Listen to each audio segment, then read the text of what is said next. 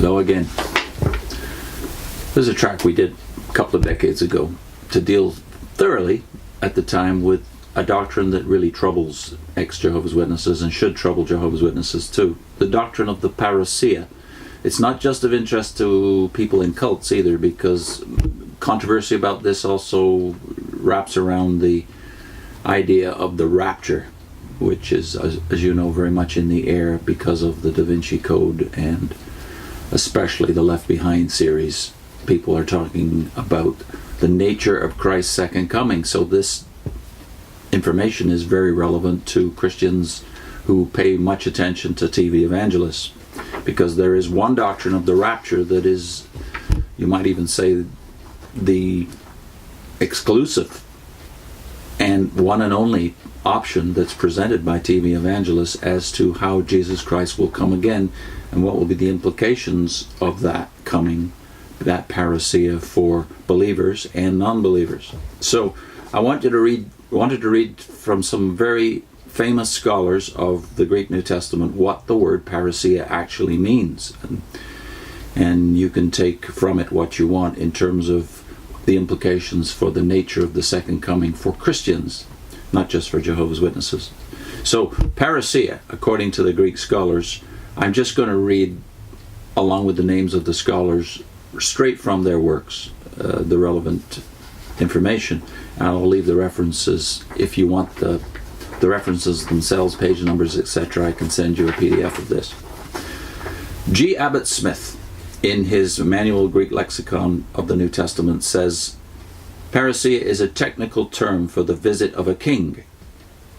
Henry Alford, in his New Testament for English readers, says, the coming of the Lord in the end shall be a plain and unmistakable fact, understood of all. The lightning both ends of heaven at once, seen of all beneath it, can only find its full similitude in his personal coming, whom every eye shall see. Revelation 1 verse 7. Notice the phrase personal coming. W.C. Allen, in his commentary on Matthew, says, the idea apparently is that the presence of the Son of Man will not be local, but everywhere visible. Arndt and Gingrich, in their famous Greek lexicon of the New Testament and other early Christian literature, say this: the coming of a hidden divinity who makes his presence felt by the revelation of his power, or the visit of a person of high rank, of Christ, nearly always of his messianic advent in glory.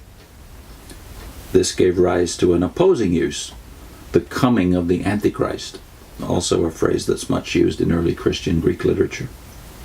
F.W. Baer, in his Gospel according to St. Matthew, said, the readers are warned to disregard any such rumors of a Messiah who is already in the world but hidden, for there will be no secrecy about the arrival of the Son of Man. It will be visible to all as lightning. John Broadus, in his commentary on Matthew, the American commentary it's called, the word suggests that Jesus will come and stay with his people. Messiah's coming will be alike visible to all, and so there will be no occasion for some to tell others where he may be seen. W. Adams Brown, in Hastings' Dictionary of the Bible, presence as opposed to absence, hence the arrival which introduces that presence, a technical term used in the New Testament to denote the coming of Christ in glory at the end of the age. It emphasizes the element of permanent presence, which the coming of Christ is to introduce. It has its parallel within the Old Testament in the prophetic anticipation of the day of the Lord, that great crisis of human history when Jehovah shall be manifested as the judge and savior of Israel, and his kingdom shall be set up among men. All the evangelists represent the parousia as preceded by certain theophanic signs in the heavens. Theophanic meaning God manifesting. A.B. Bruce, in his Expositor's Greek New Testament, both expressions, in the desert, in the secret recesses, point to non-visibility. The false prophets bid the people put their faith in a Messiah not in evidence, the great unseen, equals the hour is come and the man is somewhere out of view, not far away. Take my word for it. The coming of the true Messiah compared to the lightning to suggest a contrast between him and the false Christs as to visibility. E.W. Bullinger, in A Critical Lexicon and Concordance to the English and Greek New Testament, Bullinger says, a coming which includes the idea of a permanent dwelling from that coming onwards. D.A. Carson, in his Matthew Expositor's Bible Commentary, Carson says the term can refer to presence, arrival, or coming. The first stage of presence, especially, closely tied with Jesus' glorious appearing. So you notice the frequency with which the word glorious and appearing appear in these quotations from the experts. And lastly, in this segment, we'll go to John Peter Lang in his famous Lang's commentary set. In his section on the Gospel according to St. Matthew, Lang says on Matthew 24, the parousia is the epiphaneia of 2 Thessalonians 2 verse 8 and 1 Timothy 6:14, etc., in antithesis to the times of the hidden influence and government of Christ.